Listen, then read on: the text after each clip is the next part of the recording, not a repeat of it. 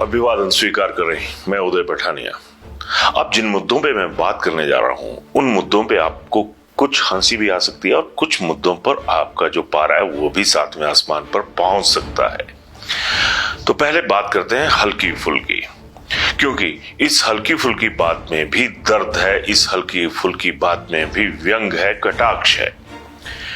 जब से हिमाचल की सियासत गरमाई हुई है और भाजपा और जो कांग्रेस है ये आपस में भिड़े हुए हैं, ये दो चक्कियां बन के रह गई जिसमें आम आदमी पिसता चला जा रहा है। किसी का भरोसा पिस रहा है, किसी का विश्वास और किसी की उम्मीदें। तो बात करूंगा मैं सबसे पहले उस मुद्दे की जो सियासत से ही जुड़ा हुआ है। अगर इन दिनों आप भाजपा नेताओं के बयान सुने तो उसमें एक जिस तरह से पंचतंत्र की कहानियां हुआ करती थी, उस तरह की बयानबाजी यहां पर हो रही है। पिछले कल मुख्यमंत्री सुखविंदर सिंह सुक्खू ने एक बयान दिया, उसमें उन्होंने नागों का जिक्र किया कि नाग हैं कांग्रेस के भीतर, और आज उसके पलटवार करते हुए राजेंद्र राणा ने एक बयान दे दिया कि मुख्यमंत्री का दिल चिड़िया की तरह है, छोटा सा है। जब नेताओं के आपसी बयान चलते हैं और जब वो एक खास तरह की या एक जिसको कहते हैं कि सारगर्भित भाषा से आगे निकल जाते हैं तो बवाल होना जाहिर सी बात है। पहला बवाल सुखविंदर सिंह सुक्खू की बात पर हुआ, दूसरा बवाल जो था या सवाल जो भी कहिए वो राजेंद्र राणा के चिड़िया वाले बयान पर खड़ा हो गया। तो मसला ये नहीं है कि उनकी भाषा क्या है, मसला ये है कि क्या सियासत एक मसाला बनकर रह चुकी है। अब नेताओं की जब भिड़ंत होती है तो इसमें लाइटर मूड में जनता भी अपने मजे लेती है। जब ये सारी बातचीत हो रही थी तो सोशल मीडिया पर कई तरह के लोगों के कमेंट्स आने शुरू हो गए। यहां पर एक कमेंट बहुत जबरदस्त था और यह भी सांप और चिड़िया को लेकर था। अक्सर होता क्या है कि जब कोई सांप किसी पेड़ पर चढ़ता है और वहां पर जो चिड़िया के घोंसले होते हैं तो चिड़िया को ये लगता है कि सांप कहीं मेरे अंडे ना खा जाए, जो बच्चे उसमें बन चुके हैं, पैदा हो चुके हैं, उनको ना निकल जाए। तो उसके बाद आलम यह होता है कि सब चिड़ियां जोर जोर से चिल्लाने शुरू कर देती हैं, चहचहाने शुरू कर देती हैं और किसी भी व्यक्ति को यह अंदाजा लग जाता है कि इस पेड़ पर सांप जो है वो चढ़ गया है और चिड़ियां जो है वो घबरा रही है। अब इसी संदर्भ में यही बात आ गई कि एक तरफ उन्होंने नाग कहा तो नाग ने दूसरी तरफ से बता दिया, कथित तौर पर जिनके नाग कहा गया तो उनमें राजेंद्र राणा भी शामिल थे, तो राजेंद्र राणा ने भी कह दिया कि चिड़िया जैसा दिल है। और पब्लिक ने इसको नाग और जो सांप और चिड़िया का जो खेल होता है, एक तरह का कंपटीशन होता है, उसके साथ जोड़ दिया। लेकिन अब दूसरे पहलू पर भी आते हैं। पिछले 2 दिन से एक सेवक बनने का जो ट्रेंड है वो चला हुआ है। सबसे पहला ट्रेंड था वो तब निकला, उस ट्रेंड को शुरू किया विक्रमादित्य सिंह ने, जिसमें उन्होंने अपने फेसबुक पेज पर लिख दिया हिमाचल का सेवक, और जो पीडब्ल्यूडी मिनिस्टर का फट्टा उन्होंने पहले वहां पर जड़ा हुआ था उसको हटा दिया। इसको हटाने की देर थी और जो भागी विधायक हैं उन्होंने भी लिखने शुरू कर दिया। लेकिन फर्क था, विक्रमादित्य सिंह ने कहा, खुद को बताया हिमाचल का सेवक, और बकाया नेताओं ने कोई देहरा का सेवक बन गया, कोई बड़सर का सेवक बन गया, कोई कुटलैहड़ का सेवक बन गया। अब देखिए लोगों की जो सोच होती है वो कितनी विस्तृत होती है। नेता लोग कभी ये ना समझे कि आम आदमी उनकी चाल भरी भाषाओं को समझ नहीं सकता है। यहां पर भी लोगों ने अपना अंदाजा निकाला। उन्होंने कहा कि ये जो गुट बन रहा है विक्रमादित्य सिंह के नेतृत्व में बन रहा है, और इसके लिए उन्होंने वजह भी गिनवाई।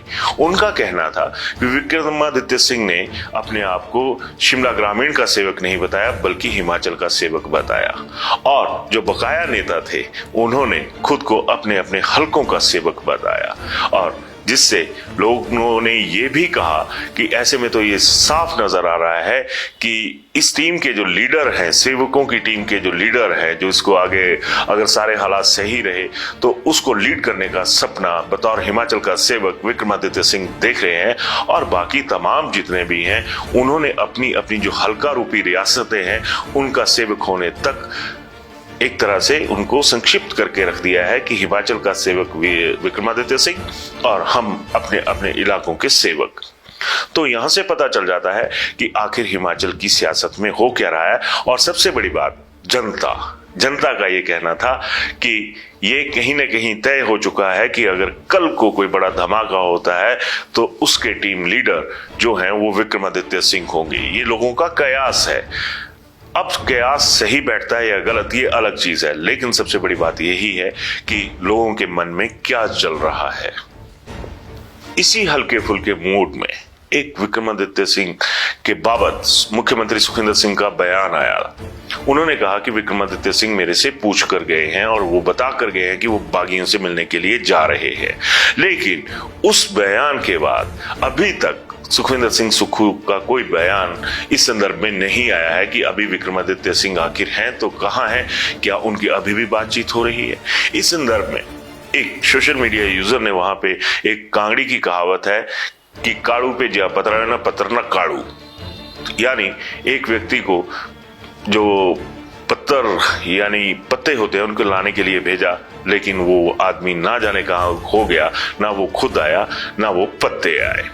तो बात तो पते की है, क्योंकि जनता की जो एक ऑब्जर्वेशन होती है उसको हल्के में नहीं आंका जा सकता। अब मैं आता हूं दूसरे सबसे गंभीर मुद्दे पर, रोजगार का मुद्दा। जिस दिन श्री चिंतपूर्णी जी के विधायक सुदर्शन बबलू को वाया हेलीकॉप्टर लेके शिमला पहुंचाया गया तो साफ नजर आ रहा था कि उनकी तबीयत सही नहीं है और उन्होंने कंबल लपेटा हुआ है। आपको मालूम है कि इसके बाद क्या हुआ? बेरोजगारों का जो दर्द की सुनामी थी वो कहां तक ऊंची उठी। सवाल उठाया बेरोजगारों ने कि जब अपने रोजगार की बात आ जाती है, जब अपने लिए वोट की बात आ जाती है, तो आप किसी को भी हेलीकॉप्टर से उठाकर नतीजों को अपने पक्ष में लाने के लिए पूरी ताकत झोंक देते हैं।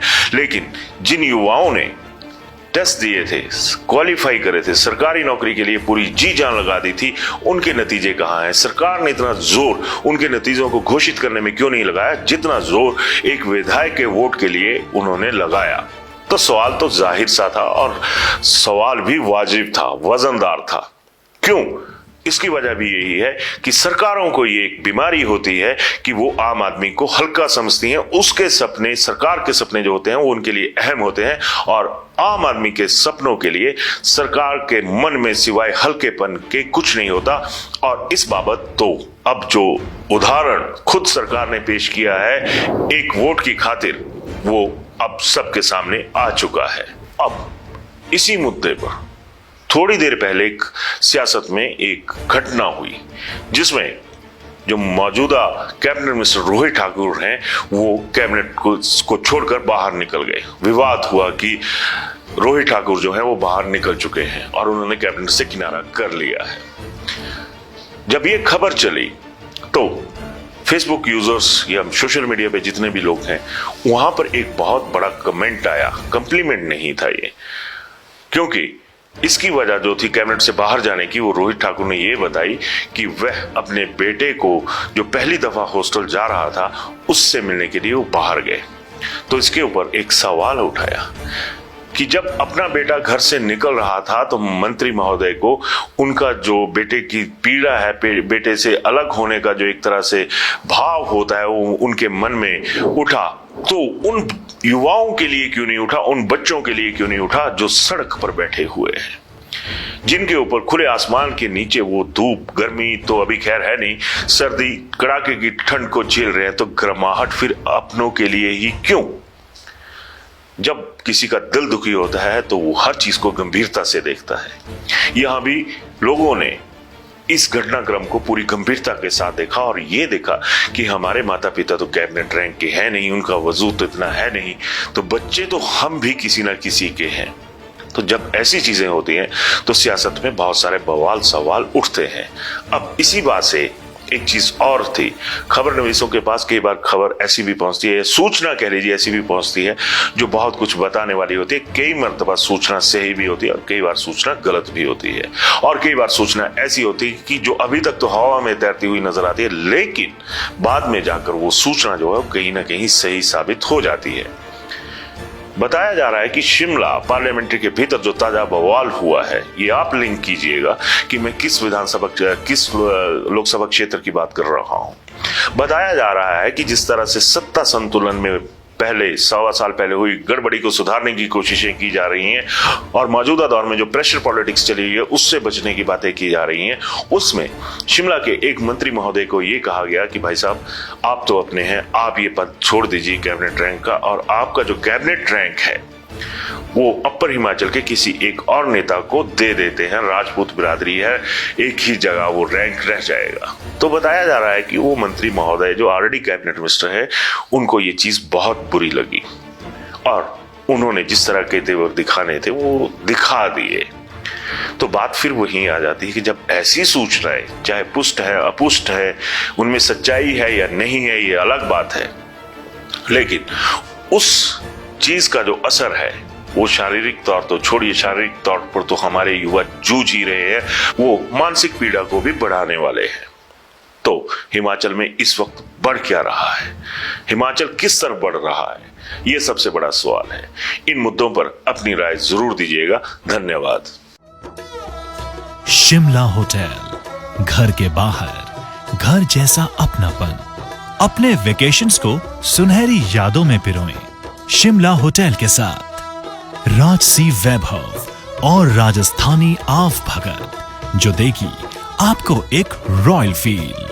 हिमाचल वासियों के लिए जयपुर में ठहरने का अपना hotel Shimla hotel. Heritage above 1, हवा महल रोड, चांदी की टकसाल, जयपुर।